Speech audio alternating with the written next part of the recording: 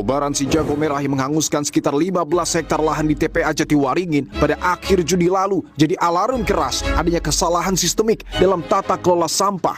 Tak hanya di TPA Jatiwaringin, api juga melalap lahan TPA Cikolotok di Purwakarta, Jawa Barat pada 3 Juli lalu.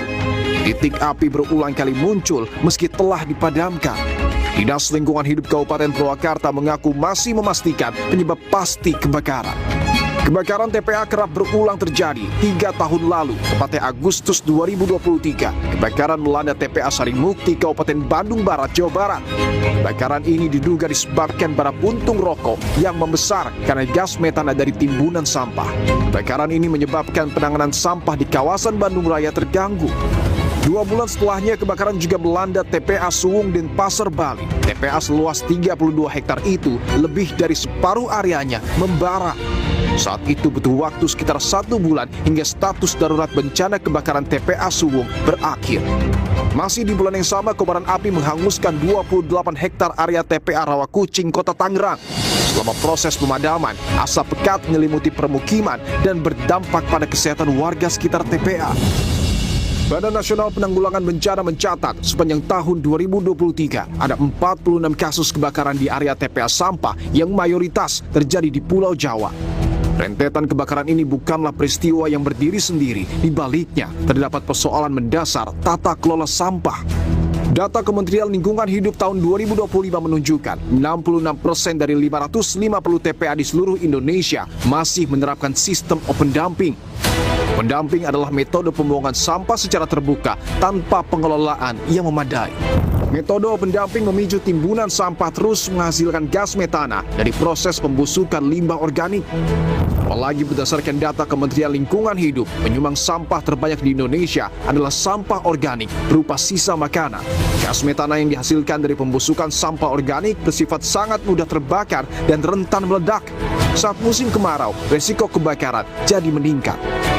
Persoalan sampah sejatinya sudah jadi sorotan Presiden Prabowo Subianto. Tanpa tata kelola yang tepat, Indonesia akan kewalahan hadapi persoalan TPA kelebihan kapasitas. Masalah bangsa ini sekarang adalah yang sangat krusial adalah masalah sampah. Sampah ini menjadi masalah. Diproyeksi nantinya semua TPA sampah akan mengalami over capacity pada tahun 2028, bahkan lebih cepat. Penyelesaian masalah sampah kita perlu kerjasama antara pemerintah dan pemerintah daerah. Karena itu bila perlu dilibatkan rakyat, pemerintah pusat akan memimpin. Tragedi kebakaran hingga overkapasitas TPA adalah cerminan dari gagalnya pengelolaan sampah di hulu. Perbaikan tata kelola sampah di tingkat hulu juga harus diimbangi dengan penegakan hukum terhadap korporasi pencemar serta pembangunan infrastruktur pengolahan yang aman dan berkelanjutan. Tanpa pembenahan nyata, selamanya kita akan terancam bom waktu malapetaka sampah. Saudara, selain proses pemadaman yang harus didalami oleh pemerintah dan juga aparat, adalah apa sesungguhnya penyebab dari kebakaran hebat yang terjadi di TPA Jatiwaringin. Saya akan tanyakan secara langsung kepada pengkampanye Urban Berkeadilan Walhi, Mas Wahyu Eka Setiawan. Mas Wahyu, terima kasih untuk waktunya, Mas. Bahwa kita tahu kebakaran yang terjadi di Jatiwaringin ini bukanlah kebakaran biasa. 1, volumenya begitu luas. 2, proses pemadamannya begitu sulit. Bagaimana Walhi memaknai fenomena ini? Kebakaran di TPA Jatiwaringin seperti kita lihat, ini adalah salah satu bentuk ya. Bagaimana penumpukan sampah itu juga terbentuk gunungan dan itu juga mulai terbentuk timbulan. Jadi proses kebakaran ini adalah salah satunya karena tumpukan sampah, terutama bercampurnya sampah plastik dan juga organik. Nah, kondisi itu memang berlangsung lama begitu dari sejak terbangunnya TPA ini terus menerus, sehingga apa? Sehingga di permukaan itu plastik juga mengering. Nah, sementara di bawah itu masih basah begitu, dan ketika basah juga dia ada proses kimiawi, sehingga proses kimiawi itulah yang nanti salah satunya memproduksi metana.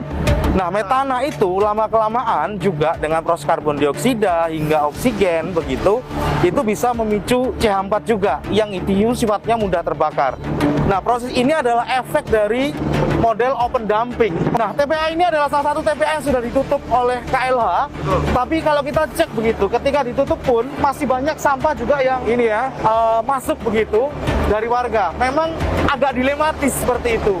Sehingga memang perlu ada upaya bersama, terutama untuk bagaimana menghentikan sementara, mencari tempat sementara, sekaligus menata. Oke, saya ingin tunjukkan ya, mungkin dengan Mas Wahyu juga, itu bahkan di lahan yang sudah digunakan metode kontrol landfill masih ada asap ya Mas ya? Masih. Karena apa? Karena dia sekam di bawah. Sekam di bawah ya? Ini adalah tumpukan-tumpukan sampah itu.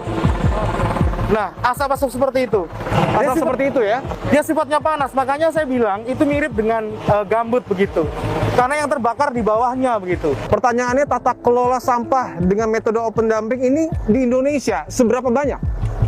Hampir rata-rata TPA di Indonesia adalah open dumping seperti itu. Dan kalau kita bicara sanitary landfill, itu hanya beberapa wilayah-wilayah yang memang punya anggaran besar seperti Surabaya, lalu Bantar Gebang pun juga sudah mulai mengalami sanitary landfill, tetapi juga menumpuk juga, sehingga kemarin juga longsor. KLH itu sudah menutup sekitar 250 TPA, dan ke depan dia akan menutup lagi 390. Tapi solusinya memang bukan menutup, tapi menata ulang seperti itu. Menata ulang ya? Jadi bencana ini tidak hanya bicara soal bencana di kawasan hutan, ataupun kalau kita melihat bencana kebakaran hutan dan lahan, tapi yang perlu hati-hati juga bencana kebakaran di TPA.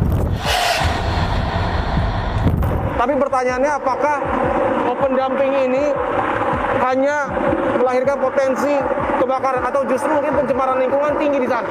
Ya, kalau kita lihat cek sungai sana, itu kan warnanya hitam. Itu salah satu juga efek dari pencemaran dari TPA ini, yakni apa? Air berwarna hitam itu adalah air lindi. Nah, ketika proses pemadaman dengan menggunakan air, dengan flooding air, dia membanjiri air terus-menerus, maka airnya akan mengalir terutama.